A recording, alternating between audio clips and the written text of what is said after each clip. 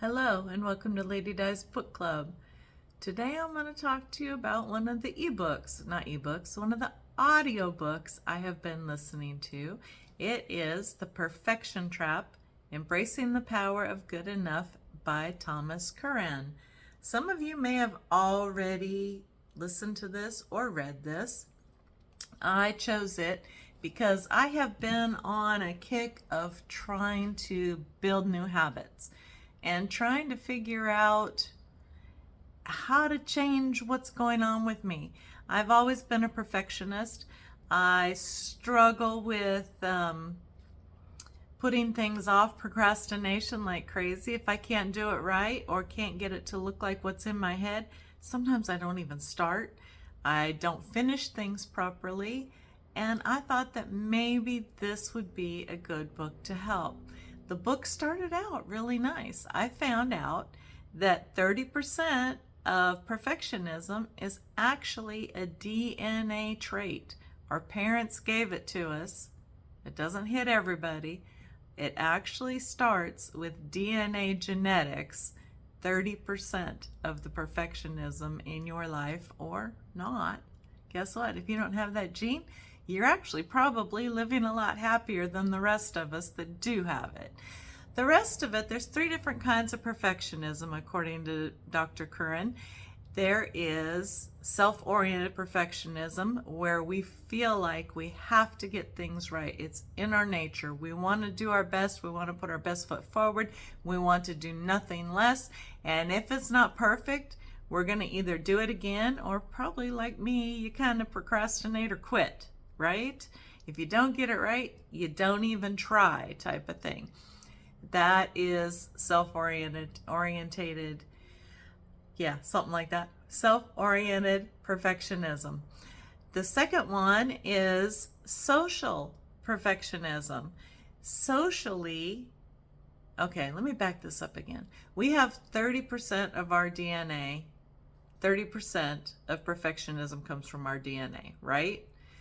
The majority of our perfectionism, if it's not self-oriented or even if it is, the majority comes at us from social circumstances. You know how there for a while everybody liked to blame the parents for things? I'm not good enough. It's my parents' fault for making me not feel good enough. That might have been the case. But actually, especially with the advent of the internet and social media, society has a lot more to say about just making everybody feel like they have to be perfect all the time. Influencers with their feeds and their special filters and only taken with the right angles and the right lighting, that perfectionism. We have the perfectionism that we've always had, even when I was growing up, with the magazines, with the airbrushing and the perfect bodies with the perfect jobs. We're told that if we don't have this much money saved by the time we're in our 40s, we're lacking, we're falling short. There is perfectionism and things that make us feel unworthy thrown at us socially all the time, day in, day out, and it's getting worse all the time. In fact, Dr. Curran was saying that it has definitely contributed to the upswing in suicides because nobody has a hope of living up. Everybody feels helpless and hopeless, and there's just no way to change. So there is socially ascribed perfectionism. Then there's the other oriented perfectionism where people want the people around them to be perfect. I have to admit I have a touch of that. A touch, Raising my children, I know I was a little bit harsh on some things just because I wanted them to learn and learn to do things correctly. Me in the workforce, I expect people to work as hard and as proficient and efficient and as near flawless as possible as I do.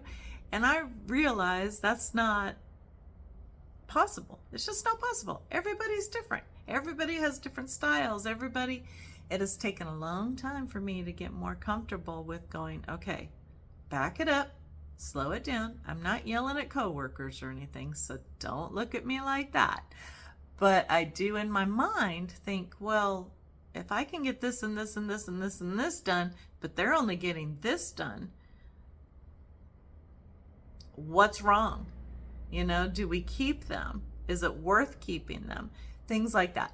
So I've had to learn how to back it off. I wasn't terrible about it. Most of my perfectionism is straight at myself, me and only me. But I did have to realize that, hey, lady, take it back a little. You know, people can't keep up, and you can't even keep up half the time to what you're trying to do. So back it up and chill. And this book was really interesting, going through the different scenarios, giving good examples of the different types of perfectionism. It even had some really good ways to maybe stop in your tracks being so perfect all the time, having to think you have to be so perfect all the time. I'd already been doing, as you can see by this videos, I do these videos, I don't edit these videos, my lighting's not perfect, my hair's not perfect, my makeup's part of the day after I've been at work all day. There is nothing perfect about these videos, and I don't care, okay? You are getting me as me, and this I started before I read The Perfection Trap. I've begun to learn to let go, and that good enough is good enough, and that, you know, start it, try it.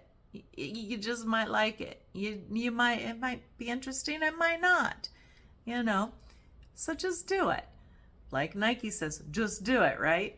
So that is what I am doing here. Now, like I said, the book was great. I enjoyed it, I have to say, for about the first half to 2/3. And then Dr. Curran, I know he means well, kind of went into a spiral of a economic lesson and a how to make this a perfect utopia, so maybe we can put perfectionism aside, including, you know, limiting social media, limiting advertising, anything and everything, you know, possible. But mostly it all revolved around economics, because, you know, that especially in the US, that's exactly how things are in our lives. It's a capitalist society. We do revolve around the almighty dollar and sales and media. So he kind of was given an economics lesson, and I didn't pick up this book for an economics lesson. You might find it really interesting. I already have taken a lot of economics. I've taken international economics. I have decades of economics in my own life that I've watched throughout the years. So, you know, my views didn't quite mesh with his, but the ideas are interesting, just not what I was wanting to read or hear, because I was doing an audiobook, so I was listening. But, you know, it's still a good book. If you want to delve into why you're a perfectionist, look into it, read it, listen to it. It'll be worth your time, okay? Maybe you'll get something out of it. I got a little out of it. I'll tell you right now, I did get a little out of it. Maybe not quite what I was looking for, but every little bit of education can compound on itself until you get the full picture. So, sure, check it out. Anyway, this is Lady Di with Lady Di's Book Club. Have a great day and keep reading.